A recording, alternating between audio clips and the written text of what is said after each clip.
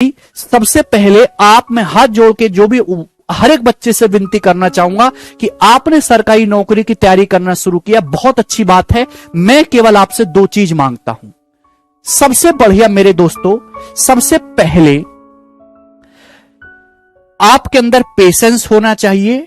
Patience, धीरज सबसे ज्यादा जरूरी है और आपको राइट डायरेक्शन में तैयारी करने, बिना कुछ बौखलाए हुए। 3 महीने तैयारी करी, 1-2 महीने के लिए गायब हो गए, ऐसा नहीं चलेगा। शुरू से ले आखिर तक टिक के पढ़ना है, एक भी दिन का गैप नहीं होना चाहिए पढ़ाई में, ठीक है। तो ये एक स्लो प्रोसेस है, धीरे धीरे होती है मेरे दोस्तों चीजें। सबसे पहले आप अपने दिमाग को शांत करिए, ठीक है। एक बात आप अपने मन से वहम बिल्कुल निकाल दीजिए कि 2 महीने में एसएससी होता है, 3 महीने में एसएससी होता है या 3.5 महीने में एसएससी होता है। ऐसा कुछ नहीं है। कोई भी बालक ऐसा नहीं है जो ये कहता हो कि मैंने 3 महीने में एग्जाम करेक्ट कर दिया। अगर वो ऐसा बोल रहा है तो बिल्कुल परम झूठ बोल रहा है।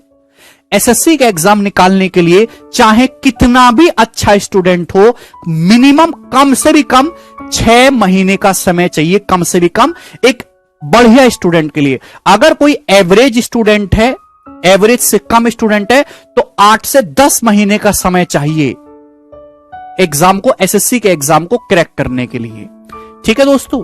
दूसरी बात, आप जो ये तैयारी करोगे तो थोड़ा दिमाग को शांत करके रखिए, बौखलाइए मत। किसी भी सरकारी एग्जाम को निकालने के लिए दोस्तों 2 चीजें चाहिए। सबसे पहले तो आपके अंदर पेशेंस होना चाहिए, धीरज पेशेंस होना चाहिए। जो बच्चा बार बार ये पूछता है चैप्टर कब खत्म होगा, नया कब शुरू होगा और कितना चलेगा, कब होगा, क्यों होगा, कैसे होगा, उसका कुछ नहीं होने वाला। कोई चैप्टर ऐसा होता है जो 5 क्लास में समाप्त हो जाता है, कोई चैप्टर ऐसा होता है जो 3-4 महीने तक चलता है ना। 50-50 क्लास जिसपे होती हैं। हर चैप्टर का अलग वेटेज है, हर चैप्टर से कम ज्यादा सवाल पूछे जाते हैं, हर चैप्टर में समय कम लगता है, किसी में बहुत ज्यादा लगता है, किसी में सबसे ही ज्यादा लगता है।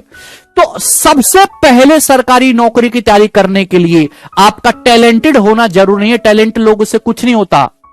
सबसे पहले आपके अंदर पेशेंस, धीरज होना चाहिए कि आप लंबे टाइम तक टिक के पढ़ लो, लंबे टाइम तक टिक के बिना कोई सवाल जवाब करे हुए। ये पहली शर्त है सरकारी नौकरी निकालने की।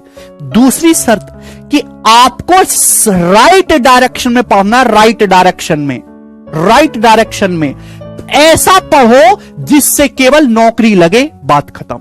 ऐसा पढ़ो जिससे केवल नौकरी लगे, बात खत्म। अब